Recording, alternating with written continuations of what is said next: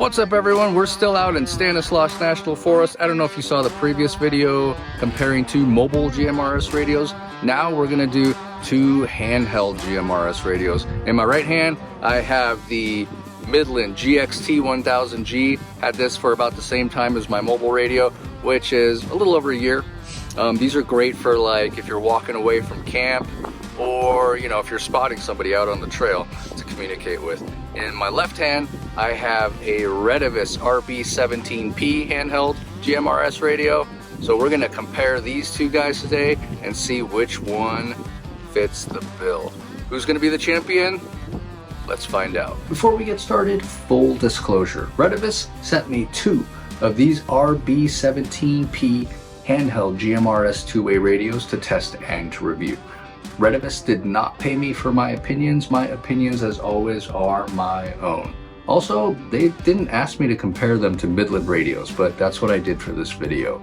And I should add that I am not a GMRS radio expert, nor am I even an amateur. All the opinions in this video are completely from the perspective of the average end user who doesn't want to have to nerd out on these kind of things and just wants them to work. So with all that out of the way, these two handheld radios are pretty darn close in terms of what they do. They're both GMRS, 5 watts, they both have privacy codes and NOAA weather, and in a little test my friend and I did up in Stanislaus National Forest, we found that both radios have pretty identical range. Okay, so I've Gaia GPS open here because it's going to help illustrate what we did to test out the two radios. This is Stanislaus National Forest, and the red marker here indicates our starting location for the testing and where I stayed for the duration of the testing. My buddy John helped me out, and we both have Midland GXT1000s and RB17Ps with us. And then John drove down this Forest Service road, this wiggly line here, and he kept going until we lost contact. We did it first with the Midland radio and then the Retevis radio after. On both occasions, he pretty much stopped at the same location within like 20-25 feet of one another before we lost contact with each other. And if we trace a straight line from the starting location to where he ended up, we've got this straight shot here, which is a distance of about 2/3 of a mile. Got some elevation change here, about 290 feet, and a whole lot of trees in between. So it's definitely not direct line of sight. A lot of densely packed trees in the way. So 2/3 of a mile with a 5-watt radio, not too bad considering all the obstructions and without direct line of sight. Now, I'm not surprised that both radios had pretty much the same kind of range considering both have 5 watts of power. We'll circle back to a little bit more about the testing later in the video. I also compared Midland and Retevis GMRS mobile radios in a different video, and if you're interested, you can check out that one up here. So let's talk about the differences. The Midland uses a 700 milliamp hour nickel metal hydride rechargeable battery.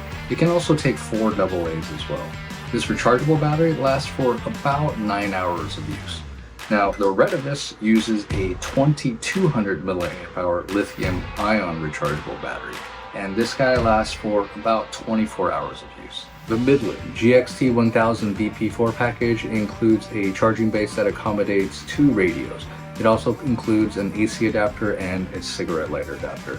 Now, the entire radio's got to be plugged into the charging base to be able to charge the battery, whereas the Retevis comes with a single charging base that has a USB plug on one end. And you can either charge the entire radio, or if you have a spare battery, you can just tuck the battery into the cradle to charge.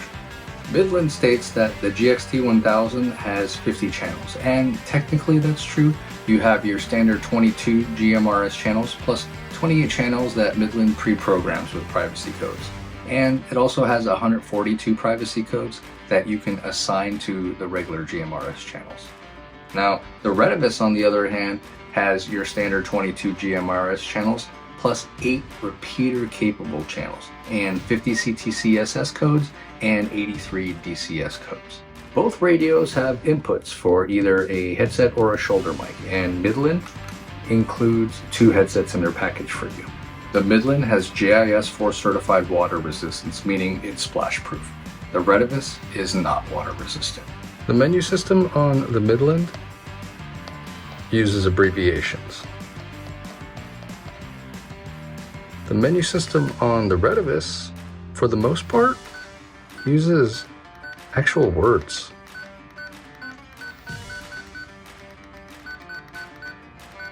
The Retevis has a quick AV switch that lets you switch between two different channels. So now I'm on channel 1, now I'm on 18, now I'm on 1, now I'm back to 18. The Midland doesn't have that. Now let's talk subjectively. During that little test that my buddy and I did, he noticed something, and well, just watch the clip. Alright guys, so we're testing out the handheld GMRS radios, the Midland and the Retevis, and my buddy John has the same two handheld radios right now, and he's a good distance away from me. I don't exactly know how far, but he's got a GPS coordinate dropped, and we'll kind of compare that with mine to see how far away he is. We are in the mountains.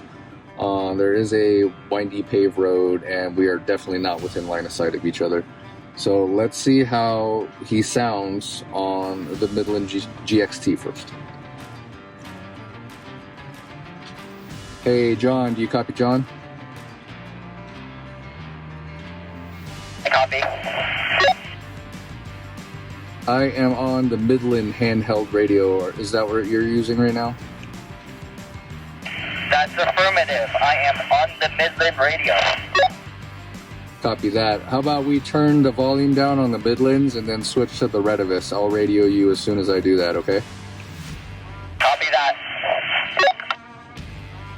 So I'm turning the GXT down and we're turning the Retevis up. And let's give it a try. John, do you copy John? Do copy. Very loud, very clear. Yeah, that's way clearer. Less staticky, right? A lot louder. Well, that could just be our volume where it's set, but is there less static on your end? Because there definitely is on mine. Yeah, way less static. Awesome. Do you want to head on back and we'll wrap this up? Yep, all the way back. T2. Alright guys, so there you have it. You know, range is affected by a lot of things, so I'm not going to give you any conclusive opinions on range or anything, but as far as clarity at the same distance, looks like the Retevis does a little bit better than the Midland. Now, in terms of how the radios look, and I know it shouldn't matter that much, I mean, they're handheld radios, what does it matter what it looks like, but the Midland right here, it looks like it's something from 20 years ago. I literally had this Midland FRS radio sometime in the early 2000s. And these also kind of resemble, I don't know, like a child's toy almost, the way they're designed. And I'm not talking about a cool toy like Bear here. I'm talking about when you wanted Transformers, then you got a GoBot instead.